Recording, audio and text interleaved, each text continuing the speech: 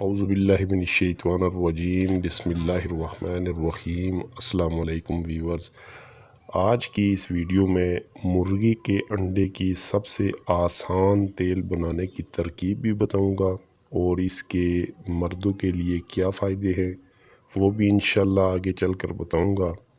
लिहाजा चंद मिनट की वीडियो है, स्किप किए बगैर एंड तक लाजमी देखें। सबसे पहले अंडे से तेल कैसे निकालते हैं, जो सही तरीका है, जिस तरह ख़ुद आप निकालते हैं, जिसमें कोई मिलावट नहीं होती, तमाम मिलावट से पाक तेल जो अपने हाथों से तैयार करते हैं, ये बता दूं ताकि हर कोई बआसानी तेल निकाल सके। इसके बाद इस तेल के फ़वाइद भी बताऊंगा। सबसे पहले देसी अंडे ले लें, जितनी मिकदार में आपको तेल निकालना है उस हिसाब से अंडे ले लें और उन्हें फुल बॉयल कर लें। फिर छिलका उतार कर अंदर से जर्दी निकाल कर एक साइड पर रख लें। तमाम जर्दी को किसी बर्तन में डालकर आग पर रख दें, यहाँ तक कि वो जर्दी ऊपर पड़े पड़े जल जाए और स्याही माइल हो जाए। जब मालूम हो कि तेल निकलना शुरू हो गया है तो किसी चमचा वगैरह से दबाकर रोगन को अलग कर लें और सर्द होने पर शीशी में हिफाजत से रखें। ये आपका बिल्कुल खालिस तेल होगा जो आपने ख़ुद अपने हाथों से निकाला होगा। अगर यही तेल बाज़ार से ख़रीदेंगे तो आपको कभी भी खालिस नहीं मिलेगा।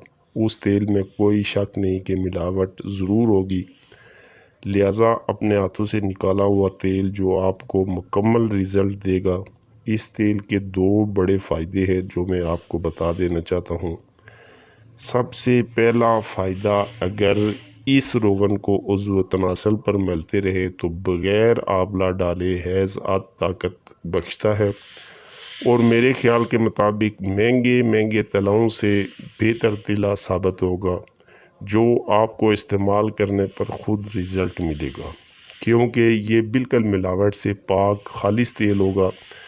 इसका दूसरा सबसे बड़ा फ़ायदा, अगर सिर के बाल उड़ गए हों, सेंटर से सिर खाली हो गया हो, तो इस तेल के लगाते रहने से दोबारा गारंटी से बाल उगाते हैं।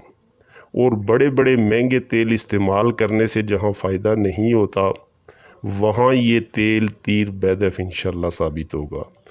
लेकिन इसके लिए शर्त यह है कि तेल आपने अपने हाथों से निकाला हो, बाज़ार से ख़रीदा हुआ तेल ना हो। इसके और भी बड़े फ़ायदे हैं, लेकिन मैंने दो बड़े फ़ायदे जो हर इंसान की ज़रूरत हैं बताए हैं। उम्मीद है कि इस तेल को ख़ुद निकाल कर आप ज़रूर फ़ायदा उठाएंगे।